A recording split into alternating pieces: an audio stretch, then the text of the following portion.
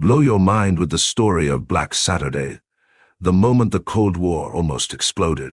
The Cuban Missile Crisis was the closest the world has ever come to nuclear apocalypse. An ever-escalating arms race led to the positioning of Soviet missiles in Cuba, ready to attack Washington, New York, and much of the East Coast. An invasion force of more than 120,000 troops assembled on the shores of Florida, and nearly 3,000 American nuclear weapons were aimed at targets throughout the Soviet Union. Tensions in the Cold War were at their peak in 1962, with disputes won by the side with the largest nuclear arsenal. The United States had maintained a significant advantage in the arms race since the beginning of the conflict, and had already deployed Jupiter nuclear missiles in Italy and Turkey, all aimed at the Soviet Union. With this advantage, the U.S. was quickly able to gain the upper hand in any Cold War confrontation, with Soviet leader Nikita Khrushchev relying on threats and bluffs to maintain the illusion of control. However, in 1959, a communist revolution led by Fidel Castro resulted in the seizure of power in Cuba. This shocked American officials, as Cuba had been a popular destination for wealthy American tourists for decades, and much of the Cuban economy was under American control.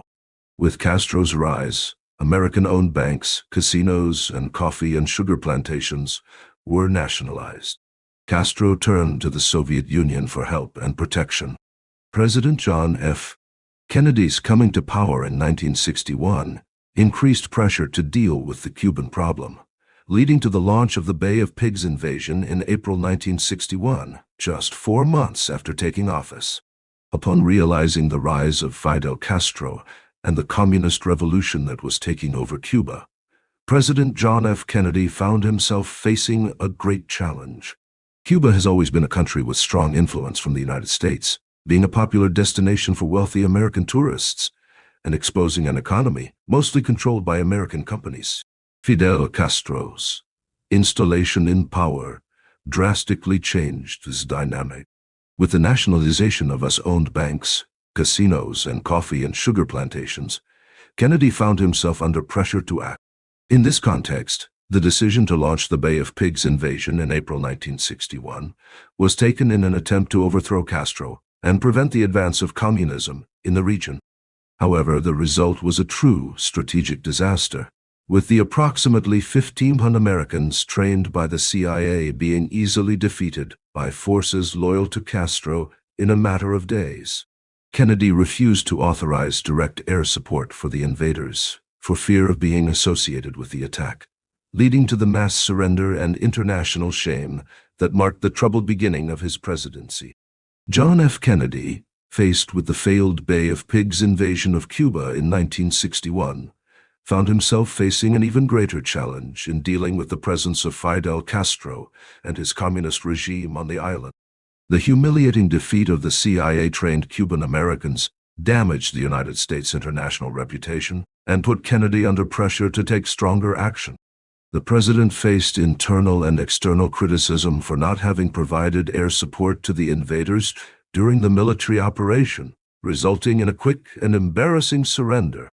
Upon turning his attention to the country, Kennedy was forced to reevaluate his strategy in relation to Cuba and the advance of communism in the region. The failed invasion exacerbated tensions between the U.S. and the Soviet Union, which were already competing fiercely for global supremacy. The lessons learned from the Bay of Pigs failure served as a warning to Kennedy about the dangers of poorly planned military interventions. The president was determined to seek new diplomatic approaches to dealing with the Cuban issue without risking an escalation of direct conflict with the Soviets. After Fidel Castro's victory in Cuba, Nikita Khrushchev, leader of the Soviet Union, saw a unique opportunity to challenge United States influence in the region. Secretly deciding to install nuclear missiles on Cuban soil, Khrushchev planned an audacious move. Under complete stealth, Soviet troops sent the missiles to the Caribbean island in an ingenious manner. Soldiers were transported hidden beneath the decks of cargo and transport ships, facing extremely precarious conditions during the crossing. On the other hand, Soviet submarines carried nuclear torpedoes in their depths having to deal with scorching temperatures and critical levels of carbon dioxide as they plunged into the tropical waters near Cuba. For Khrushchev, the objective was clear: to show the U.S. how it felt about missiles aimed directly at its territory. Each piece on this board was moved with caution and determination to consolidate the Soviet Union's position on the international geopolitical board. Deciding to act energetically in the face of the discovery of Soviet missiles on Cuban soil, President John F. Kennedy opted to implement a naval blockade around Cuba, known as the Cuban Quarantine. This measure, announced in its historic television broadcast on October 22, 1962, aimed to prevent the arrival of more Soviet weapons on the Caribbean island.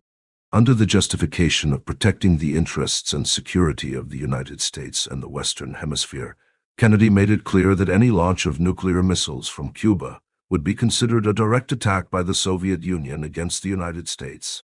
The decision for the naval blockade was made after intense debate and consideration of the options available to contain the threatening presence of Soviet missiles so close to American borders. After John F. Kennedy's announcement of the naval blockade of Cuba, Nikita Khrushchev, leader of the Soviet Union, found himself at a diplomatic crossroads. With increasing pressure exerted by the U.S. and the discovery of its missiles on Cuban soil, Khrushchev decided to make a risky proposal: remove Soviet missiles from Cuba in exchange for the removal of American Jupiter missiles from Turkey. This negotiation, carried out indirectly through Moscow radio messages, was a test of the capacity for dialogue between the superpowers in the midst of an imminent global crisis. As Kennedy considered the Soviet offer, he knew that any false move could trigger a catastrophic and irreversible response. Tension reached its peak at this crucial moment in the Cold War. During the Cuban Missile Crisis, at the height of tension between the United States and the Soviet Union, a tense episode marked the conflict. In a moment of heightened surveillance and nervousness, an American spy plane entered Cuban airspace to investigate Soviet movements on the island. However, what was supposed to be a reconnaissance mission turned into a very serious incident.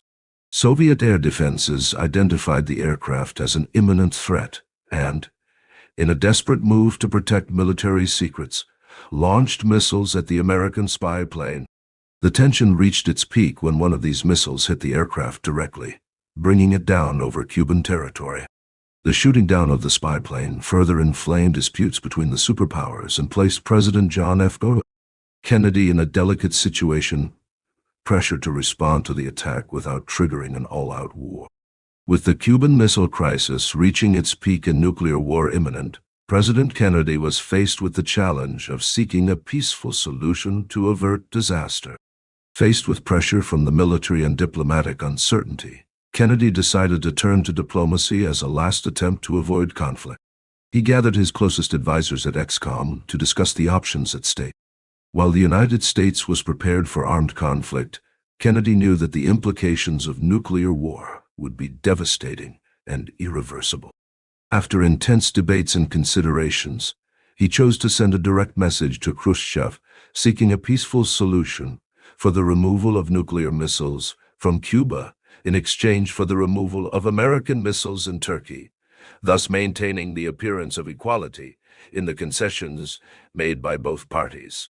This risky move demonstrated Kennedy's diplomatic skill and political courage in the midst of the greatest crisis of the Cold War. As the Cuban Missile Crisis reached its peak, a crucial episode occurred in the Atlantic, far from the eyes of the world. A Soviet submarine, the B-59, was in waters close to Cuba, at the limit of its resistance and patience. The crew on board faced extreme conditions, with high temperatures, lack of air, and disorientation. The atmosphere inside the submarine was tense and orders to act hung in the air.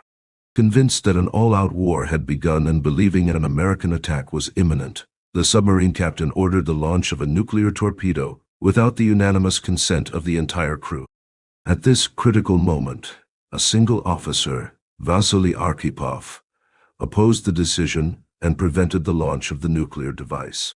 This officer's courage and determination prevented the Cuban Missile Crisis from taking an irreversible turn toward global catastrophe. With the announcement of Khrushchev's acceptance of the terms, the tension that hung over the world reached its peak.